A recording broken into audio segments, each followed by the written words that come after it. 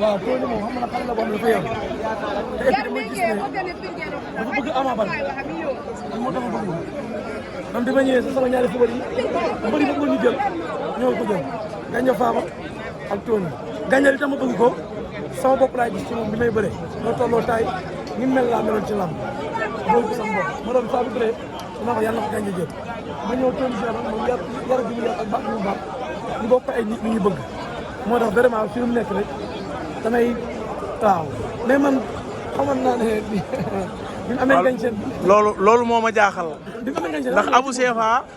Abou Sefa Tony Junior ba mu demee quart de finale la ma Abou Sefa wax Tony day jël làmb ji Abou loolu fan nga ko tegoon ngañ seen ñoom bëri mag yi ñoo jàppante tey ñoom dañoo waajal di seen kaw bool sóoraal ñu ko et puis Tony Junior ñoom dàqu ñu koo bëri dàqu ñoo bëri Tony de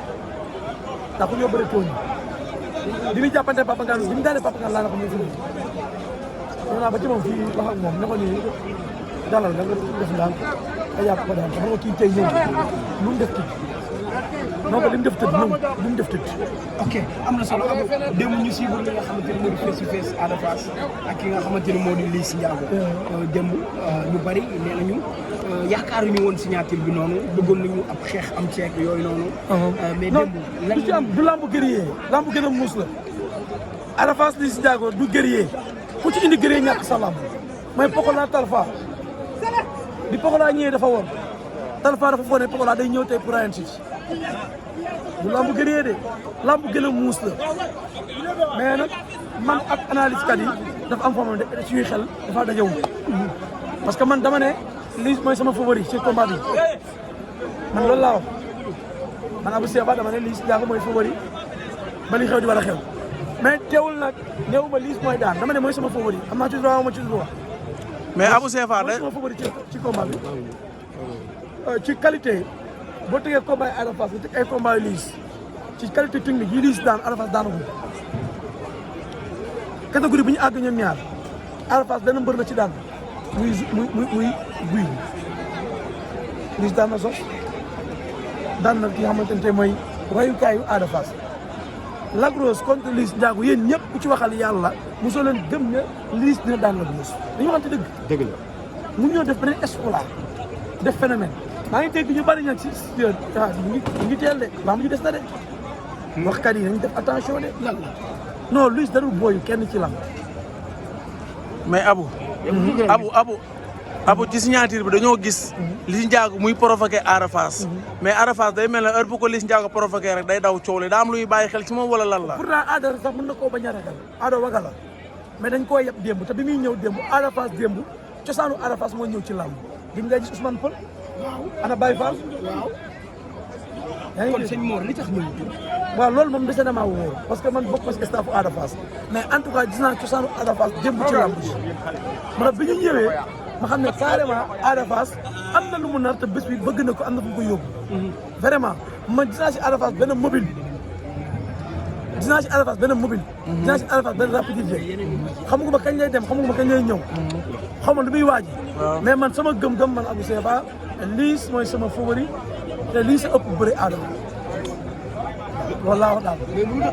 ba leneen di ñëw sax instant yow mi est-ce que Liss du booy kenn waaw du seen booy Liss daf ndaanaan la ci làmb xam man ndaanaan am nan ndaanaan am na te ndaanaan bu defee daan na koy faj ñaari junni ne mais poids Liss Ndiago mais poids Liss Ndiago bi ñëpp di coow naan état bi mu yor baaxul Abou Sefa loolu lan nga ci gis day naxaate de léegi defoon de saa bu ñëwee ñaan poids bi day naxaate de trompeur la Liss moo raw asib ci làmb fu mu la nga yàq te Liss ak Ada Fass góob sa jàppante bu bari am ci bagaar ci bagaar mbër li mu waaj saa boo ko juree mu wal la ko démb saa bu ne démb boo xoolee saa bu Ada jubee Liss day xàccu kuul dañuy xeex de mais nag. mais est-ce que lamb ji Ada Fass xeex arrangé na ko. kan ci. Ada Fass. non Ada Fass bu xeexee Liss mën na ko gaañ Liss a dàq xeex. nga ne. Ada Fass lamb ji chance bi mu ci am mooy mu ñëw bëri si. est-ce que Ada Fass dàq na bëri Liss. ah mais loolu mooy problème ba nag moo dama la Liss ba sama favori ba jamono neex. mais Abou. bëri bi dañ ko séddoo xeex bi Liss jël lépp. ma ne la bëri Ada Fass ak Liss CFA la ak euro. Liss mooy sama euro. mais Abou. Abou bu loolu jàllee diggante ki nga xam ne mooy Boy Niang numéro 2 ak Reug Reug combat bi ñu jàppoon ko le 29 juin coowal médical génn ci dañuy bëreem duñ bëre promoteur bi génn na wax ay waxam suba nag la ñuy xaar verdict bi fii ci CNG ñu xam lu ñuy joxe lan nga xam ci loolu. ñaar ñi dañoo ñemente wu ku ne da nga am loo ragal sama ku ne dafa am looy suuraale parce que tellement que mooy maanaam bataille mystique psychologiquement moo dox seen mental te bi ñu génnee def interview sama buntu kër waa kër Boy Niang fa ñëw suul fa dara ma ne ko waroo dalu ci pièce boobu bàyyi loolu mu sedd nga wàcc nekk si li nga war a nekk rek mbër na am na sañ ñu mbër mais day bëre koo xamante ne bi ñu teg làmb moo ci gën a ëpp staff moo ci gën a xeer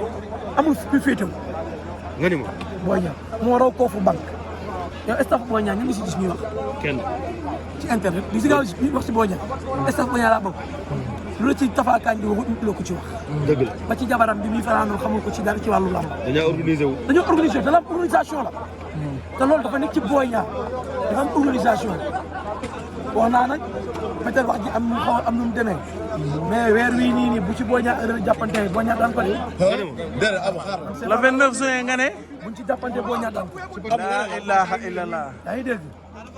Abu lu muy wax xoolu ci kenn. Abu lu muy wax xoolu ci kenn kii day analyser. bu leen yàq la ñuy liggéey nag Abu waxal man bëre la àggale